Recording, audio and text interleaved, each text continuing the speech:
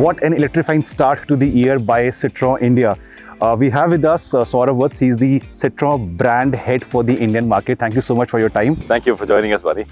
Pleasure always. A good location away from Delhi's winters with a hot car. So Saurabh, tell us about how is the C3 petrol doing in the Indian market? Well, the C3 was launched in July last year, Right. in 22. We've done about 6,000 units. We're ramping up our dealerships. So Right. we did that with about 22 dealers. Okay. So from a per dealer throughput perspective, we are very happy with the performance because the per dealer throughput is perhaps better than some of the other key players in the market. So we are ramping up our dealership network as we go ahead and bring the e-C3, and we'll have one more new launch in 23. So this is the first one and we meet soon again, right? You meet us very soon. So Citroën is basically on fire for the year with us, fire in terms of the models and the dealership revamp. So in case you're thinking you don't have a Citroën outlet in your city, it could be a possibility very soon, right? Absolutely. So last year we finished with 30 and this year we'll be ramping up very quickly to 75. 30 to 75. Absolutely. That's very good. All the best for that. Thank you. To the electrified C3, Yeah. we haven't seen any other player getting an EV version of their petrol or diesel car so quickly. How did that happen? Bunny, you know when we launched the C3, we explained to you that the platform, the CQ platform was developed in India, and that development started almost about four and a half years ago. Okay. When that started, it was supposed to be powertrain agnostic, and that's how we kind of configured it to keep it future safe. And the development on the EV and the petrol engine started at the same time. Okay. So when we met you in Goa last year, and we said we're going to meet you soon with a surprise, the e-C3 was just round the bend, and which is why, because the platform was powertrain agnostic, both the vehicles will be developed simultaneously. Okay.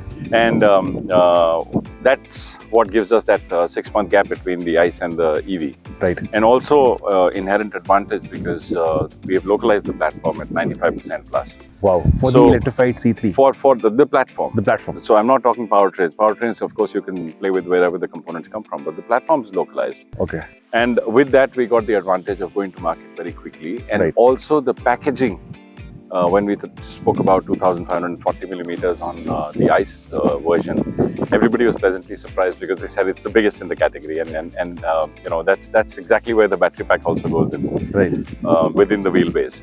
So it was by design. Of course, at the time of ICE launch, we couldn't share all of that with you, but today we can confidently share that with you. So you've been working on the CQ platform for years now. That's right. Which means the CQ platform based larger vehicle is... Well, the platform is capable of giving you sub 4 meter vehicles and plus 4 meter vehicles. Now, what will come next? You'll see that very soon. Well, we do have a few stories on 91 wheels, and the link is in the description section below of the upcoming CQ vehicle.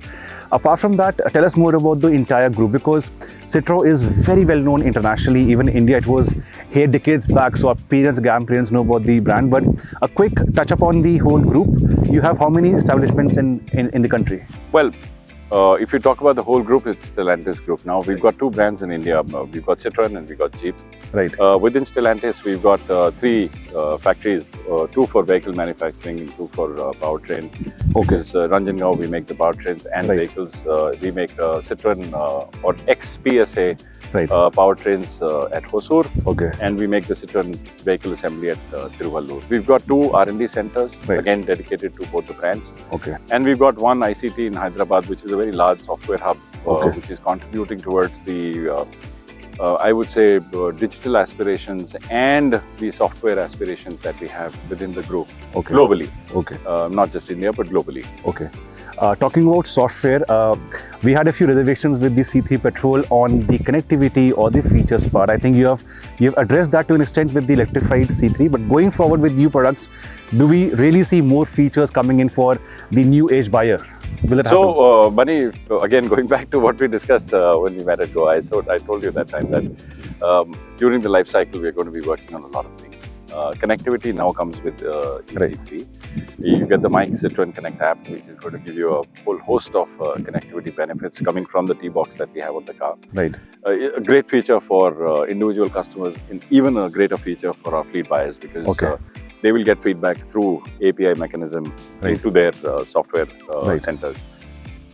We've also got the C Buddy, which is a predictive app based on your usage patterns. Right. It kind of gives you your predictions on routes, guidance on routes, connectivity to your calendars, and stuff like that. Obviously, in future, we are not just going to stop here.